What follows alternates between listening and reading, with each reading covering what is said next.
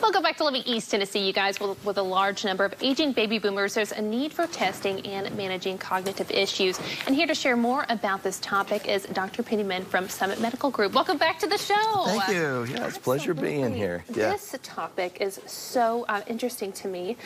Talk about cognitive issues, what those look like, kind of an overview for people. Yeah, you know, June is National Alzheimer's Awareness Month, and so we thought it'd be pertinent to talk about this. And for many of us, we've had family members that have struggled with memory issues, with dementia, potentially with Alzheimer's disease. Here in East Tennessee, most people are aware of Pat Summit and what she went through, and now we have the Summit Clinic to help treat our patients with Alzheimer's dementia.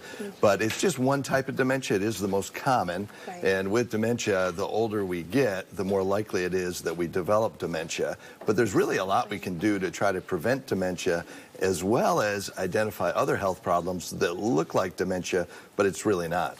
That is so interesting. And before the show, we talked a little bit about these preventative measures. You know, people are saying, give me the next pill. How can I treat this? But how can we prevent it? Yeah, and so it really goes back to what is good for our overall body, what's good for our heart, which is exercise.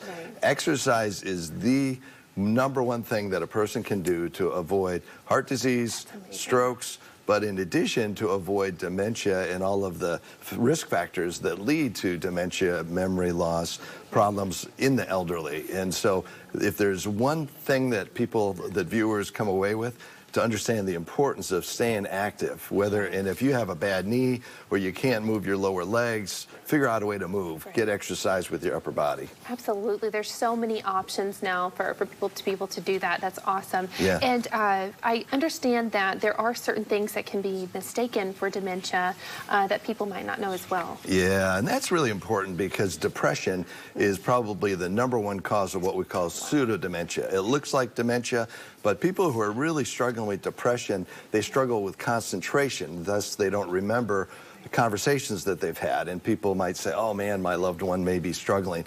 We know in the elderly, social isolation leads oftentimes to depression, and it also then is a risk factor for developing dementia. Another thing that a lot of people don't think about, but hearing loss. You know, when you lose your hearing, you become less social. Less social interaction tends to be a risk factor for dementia. And so definitely encouragement to those folks who know about their hearing loss. Get your hearing corrected so you can stay socially engaged, because people that do best are those who are active and engaged, whether it's in church activities, social activities, all of those types of things. That's so interesting you say that. Those are such human things that we work our bodies out to, and I'm sure that's a very primal thing as well, totally different subject. Yeah. But I would love to learn the tips that you have possibly for symptoms of dementia, or just different things that people can watch out for in their family members. Yeah, certainly most people are aware that dementia oftentimes starts with memory problems. There are other types of dementia that there are judgment problems. They can't do math anymore. They can't make good decisions. Some people might be aware that Bruce Willis, famous actor, developed frontotemporal dementia. It's a different type of dementia that people struggle with the front part of the brain starting to atrophy, and then they can't make good decisions. And so there's a variety, but really it starts with memory.